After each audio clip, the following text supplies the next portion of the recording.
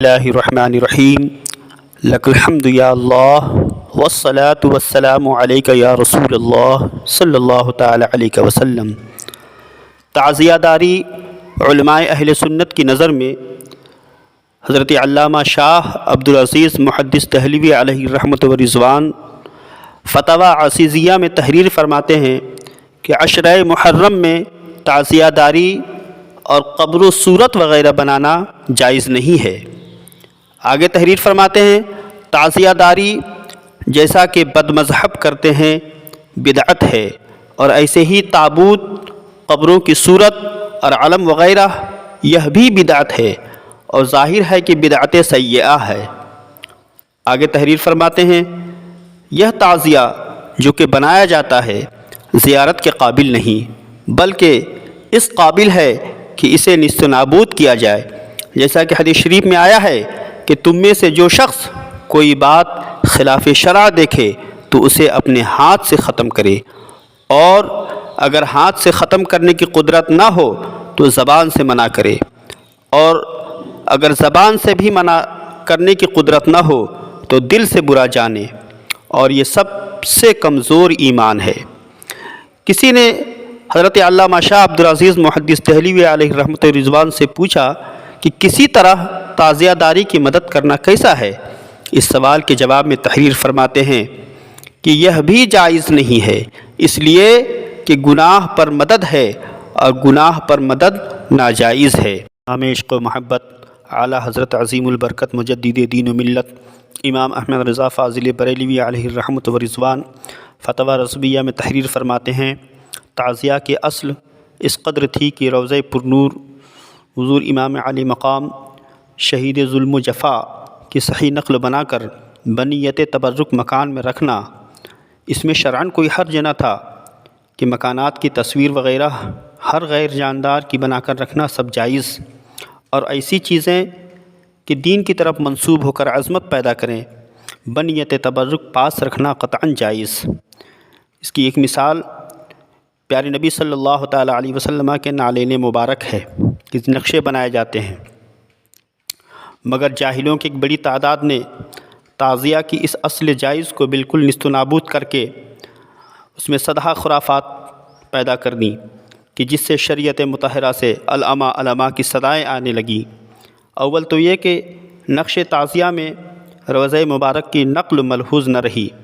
ہر جگہ نئی تراش، نئی گڑھت، جسے اس نقل سے دور دور تک کچھ نسبت نہیں، پھر کسی میں پریاں، کسی میں براق، کسی میں اور بیہودہ تم طراق، پھر کوچہ بکوچہ بدست بدست اشاعت غم کے لیے تعزیہ کا گشت، تعزیہ کے گرد سینہ زنی اور ماتم سازی کی شور، کوئی ان تصویروں کو جھک کر سلام کر رہا ہے، کوئی طواف میں مشغول، کوئی سجدے میں گرا ہے، کوئی ان بدعات کو معاذ اللہ جلوہ گاہ حضرت امام علی مقام سمجھ کر اس ابرک پنی سے مرادیں مانگتا، منتیں مانتا ہے، حاجت روا جانتا ہے۔ پھر باقی کا تماشا ڈھول تاشے باجے کے ساتھ مرد و عورتوں کا راتوں کو ملنا اور طرح طرح کے بیہودہ کھیل، ان سب کا ایجاد عزیزان ملت اسلامیہ محرم الحرام کا عشرہ اگلی شریعتوں سے اس شریعت پاک تک نہایت بابرکات و محل عبادات ٹھہرا ہوا تھا، مگر ان بیہودہ رسومات نے جاہلانہ اور فاسقانہ میلوں کا زمانہ کر دیا۔ پھر وبال کا ابتدا ایسا کہ خیرات کو بھی بطور خیرات نہ رکھا، خیرات میں ریا، پھر وہ یہ بھی کہ سیدھی طرح محتاجوں کو نہ دیں بلکہ چھتوں پر بیٹھ کر پھینکیں گے، روٹیاں زمین پر گر رہی ہیں، رزق الہی کی بے ادبی ہوتی ہے، پیسے پھینکے جاتے ہیں جو ریت میں گر کر غائب ہوتے ہیں، مال کی اضاعت ہو رہی ہے، مگر نام تو ہو گیا کہ فلاں صاحب لنگر لٹا رہے ہیں، اور اس پہ بہار ایسا کہ ڈھول تاشے باجے بجتے چلے، طرح طرح کے کھیلوں کی دھوم، بازاری عورتوں کا ہر طرف ہجوم، شہوانی میلوں کی پوری طرح رسوم، جشن یہ کچھ اور اس کے ساتھ خیال کچھ اور، یہ تصور کرنے لگے کہ یہ ساختہ تصویریں بعینہ حضرات شہداء رضوان اللہ تعالی علیہم اجمعین کے جنازے ہیں، کچھ نوچ اتار باقی توڑ تاڑ کر دفن کر دیے۔ اب کہ تعزیہ داری اس طریقۂ نامرضیہ کا نام ہے کہ قطعاً بدعت و ناجائز و حرام ہے۔ ہاں، اگر اہل اسلام جائز طور پر حضرات شہداء کرام علیہم الرضوان کی ارواح طیبہ کو ایصال ثواب کی سعادت پر اختصار کرتے تو کس قدر خوب و محبوب تھا۔ لہٰذا روضہ اقدس حضور سید الشہداء کی ایسی تصویر بھی نہ بنائے، بلکہ صرف کاغذ کے صحیح نقشے پر قناعت کرے اور اسے بقصد تبرک منہیات چیزوں کی ملاوٹ سے دور ہو اپنے پاس رکھے۔ اس کی مثال جس طرح حرمین سے کعبہ معظمہ اور روضہ عالیہ کے نقشے آتے ہیں، یا دلائل الخیرات شریف میں قبور پر نور کے نقشے لکھے ہیں۔ اور آگے تحریر فرماتے ہیں، تعزیہ ممنوع ہے، شرع میں کچھ اصل نہیں، اور جو کچھ بدعات ان کے ساتھ کی جاتی ہیں سخت ناجائز ہیں۔ تعزیہ پر جو مٹھائی چڑھائی جاتی ہے اگرچہ حرام نہیں ہو جاتی، مگر اس کے کھانے میں جاہلوں کی نظر میں ایک امر ناجائز کی وقعت بڑھانے اور اس کے ترک میں اس سے نفرت دلانی ہے، لہٰذا نہ کھائی جائے۔ ڈھول بجانا حرام، تعزیہ کی تعظیم بدعت، تعزیہ بنانا ناجائز۔ حضرت علامہ صدر الشریعہ امجد علی علیہ الرحمۃ والرضوان جو بہار شریعت کے مصنف ہیں، آپ بہار شریعت کے حصہ 16 میں تحریر فرماتے ہیں، تعزیہ داری کے واقعات کربلا کے سلسلے میں طرح طرح کے ڈھانچے بناتے اور ان کو حضور سیدنا امام حسین رضی اللہ تعالی عنہ کے روضہ پاک کی تشبیہ کہتے ہیں۔ کہیں تخت بنائے جاتے ہیں، کہیں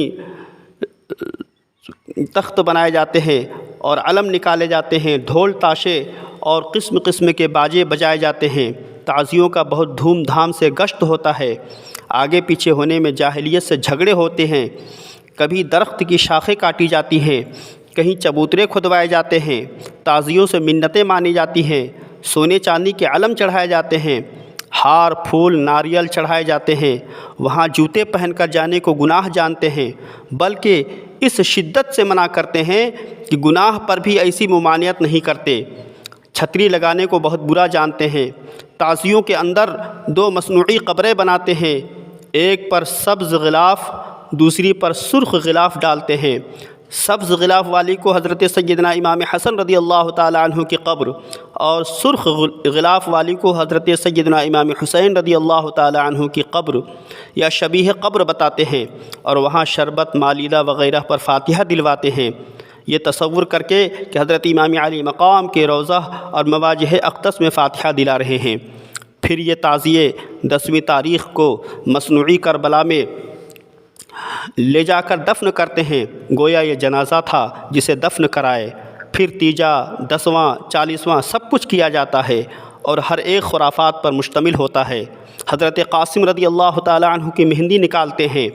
گویا ان کی شادی ہو رہی ہے اور مہندی رچائی جائے گی۔ اور اسی تعزیہ داری کے سلسلے میں کوئی پیک بنتا ہے جس کو ہم لوگ اپنی زبان میں جنگاہا کہتے ہیں، جس کے کمر سے گھنگرو بندھے ہوتے ہیں، گویا یہ حضرت امام علی مقام کا قاصد اور ہرکارہ ہے جو یہاں سے خط لے کر ابن زیاد یا یزید کے پاس جائے گا، اور وہ ہرکاروں کی طرح بھاگتا پھرتا ہے۔ کسی بچہ کو فقیر بنایا جاتا ہے، اس کے گلے میں جھولی ڈالتے اور گھر گھر اس سے بھیک منگواتے ہیں۔ اسی قسم کی بہت سی باتیں کی جاتی ہیں، یہ سب لغو و خرافات ہیں، ان سے ہرگز سیدنا امام علی مقام رضی اللہ تعالی عنہ خوش نہیں۔ یہ تم خود غور کرو کہ انہوں نے یعنی امام علی مقام رضی اللہ تعالی عنہ نے احیاء دین و سنت کے لیے یہ زبردست قربانیاں کی، اور تم نے معاذ اللہ اس کو بدعات کا ذریعہ بنایا۔ بعض جگہ اسی تعزیہ داری کے سلسلے میں براق بنایا جاتا ہے جو عجب قسم کا مجسمہ ہوتا ہے کہ کچھ حصہ انسانی شکل کا ہوتا ہے اور کچھ حصہ جانوروں کا سا۔ شاید یہ حضرت امام علی مقام کی سواری کے لیے ایک جانور ہوگا۔ کہیں دلدل بنتا ہے، کہیں بڑی بڑی قبریں بنتی ہیں، بعض جگہ آدمی ریچھ بندر لنگور بنتے ہیں اور کودتے پھرتے ہیں، جن کو اسلام انسانی تہذیب بھی جائز نہیں رکھتی۔ ایسی بری حرکت اسلام ہرگز جائز نہیں رکھتا۔ افسوس کی محبت اہل بیت کرام کا دعویٰ اور ایسی بیجا حرکتیں، یہ واقعہ تمہارے لیے نصیحت تھا اور تم نے اس کو کھیل تماشا بنا لیا۔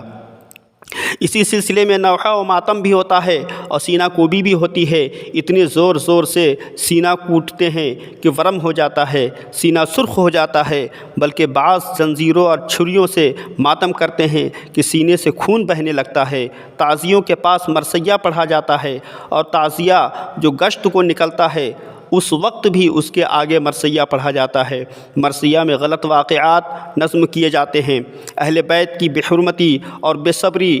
اور جزع و فضا کا ذکر کیا جاتا ہے،